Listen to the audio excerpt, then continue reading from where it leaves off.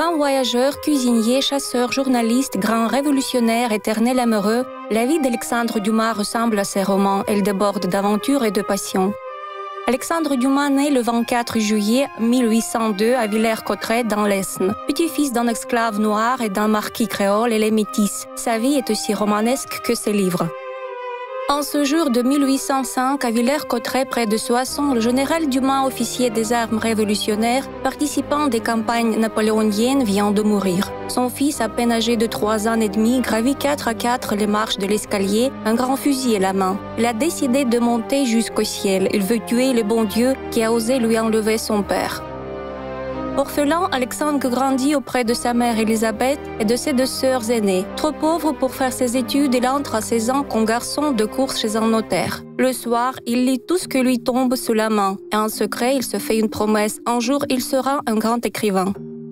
En 1823, Alexandre gagne en une partie de billard assez d'argent pour réaliser son plus grand rêve, se payer le voyage jusqu'à Paris. Là, il trouve un petit emploi de secrétaire. Après une interminable journée de travail, il s'enferme dans sa chambre pour écrire. Puis, il part à l'assaut de tous les plaisirs nocturnes qu'offre la capitale, dîners, spectacles, cabarets. Il collectionne les conquêtes amoureuses. À 22 ans, le voilà papa d'un petit garçon prénommé Alexandre.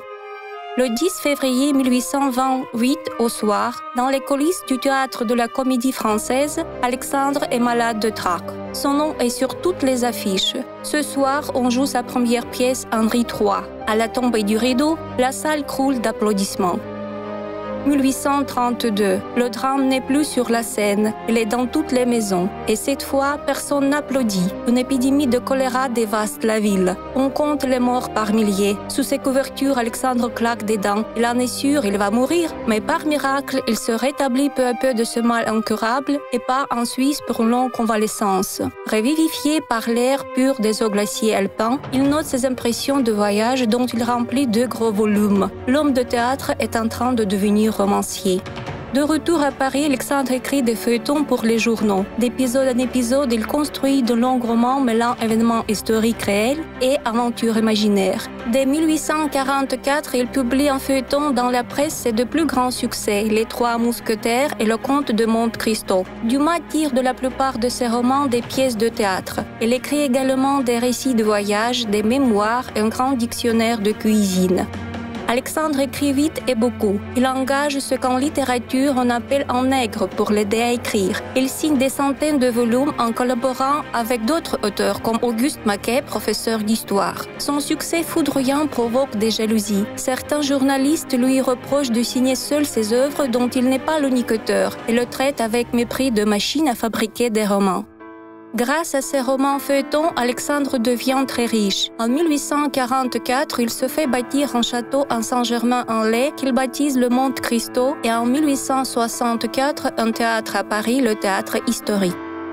En 1851, l'empereur Napoléon III prend le pouvoir. C'est la fin de la Seconde République. Pour Alexandre le Républicain, c'est la fin d'un rêve de liberté, d'égalité, de fraternité. Ses amis les plus chers, comme Victor Hugo, sont en exil. Alexandre est harcelé par la censure impériale. Ses pièces sont interdites et les journaux refusent de publier ses feuilletons. En 1858-1859, Dumas effectue un voyage en Russie qui donne la matière pour 7 volumes. Dumas fait une large place à l'histoire des tsars et tsarines ou plutôt aux anecdotes et légendes qui l'accompagnent. Il évoque aussi la vie quotidienne des nobles, des musiques, de l'entourage du tsar, des écrivains, des poètes russes.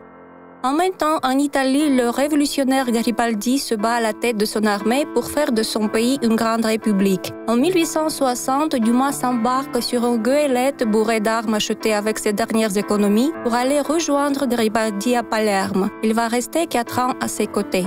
Lorsqu'il rentre à Paris en 1864, Alexandre réalise tout d'un coup que sa jeunesse est partie en fumée. Il n'a plus envie d'écrire et passe beaucoup de temps avec sa plus jeune fille, Michaela, âgée de 6 ans.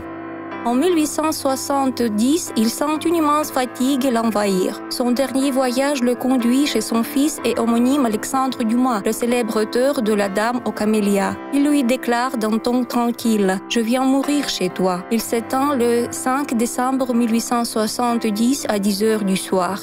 Sa mort passe inaperçue.